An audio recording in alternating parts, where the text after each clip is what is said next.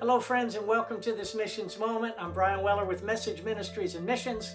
I want to share with you that recently I reread a statistic that I've cited often over the years. However, it was illustrated in such a way that it shocked me and further urged me on in God's call to reach the unreached.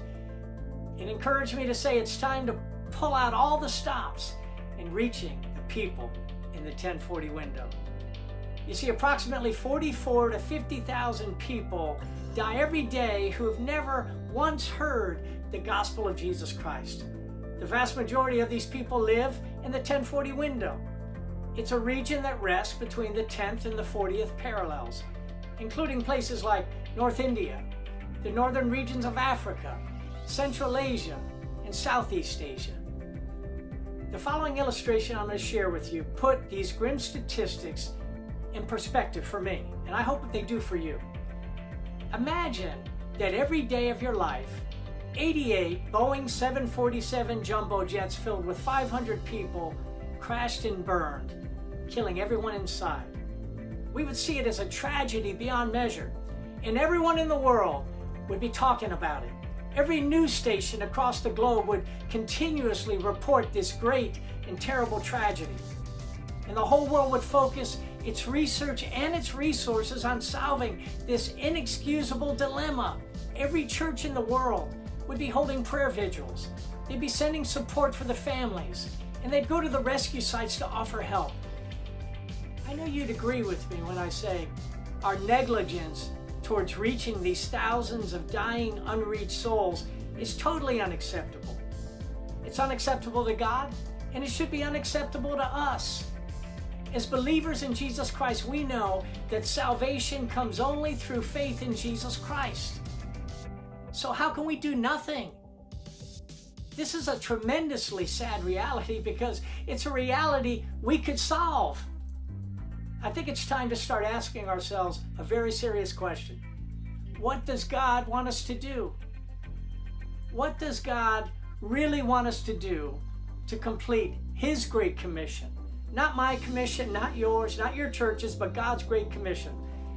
I've had to answer that question over and over again as a follower of Jesus Christ and as a leader of a world missions organization. Our ministry, Message Ministries, receives constant requests to meet all kinds of needs on the mission fields of the world. Many of these requests, they come from what we call reach nations, places where the gospel has already gone and churches have been established, where people have been discipled. Many of these needs are real, and we don't dismiss them lightly. But quite often we have to say no when we ask God, what do you really want us to do? You see, we're not called to be a relief organization, we're called to be an evangelistic organization, taking the gospel wherever we go.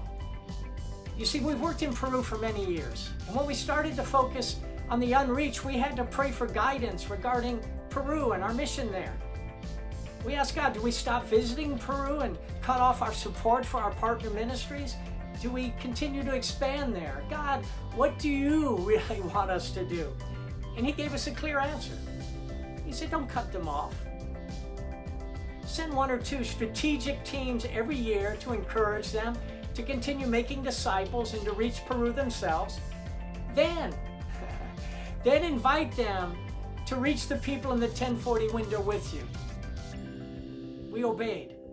And now they've begun to raise up their own mission teams at their own expense to reach their own people. And besides that, they're now giving financially towards the outreaches in the 1040 window. We asked the question, God, what do you really want us to do? He answered and told us, go into all the world. And the Peruvians are now partnering with us to fulfill God's will. You see, 8 years ago, most of our donations went towards the Peruvian mission. But by God's grace, and with the help of people like you, we were able to send 2.5 times more money and more help into the 1040 window than we did into Peru. That's a God thing, because that's the heart of God. And when it's God's will, it's God's will. He will provide, and He's calling all of us to join into His Great Commission. In ending, I want to thank those of you who support this ministry, Message Ministries and Missions, on a regular basis. Without your help, we couldn't do what we do. Thank you. And to our other listeners, I want to ask you, are you doing little or nothing to help reach people? If you are, I want to urge you to join us not only in prayer, but in action. That's our motto, sharing God's hope in action. Would you partner with us to reach the 1040 window, the people there through the indigenous missionaries, church planners and evangelists, children's ministry workers and youth workers that we're helping to send out into unreached villages, people that have never heard before.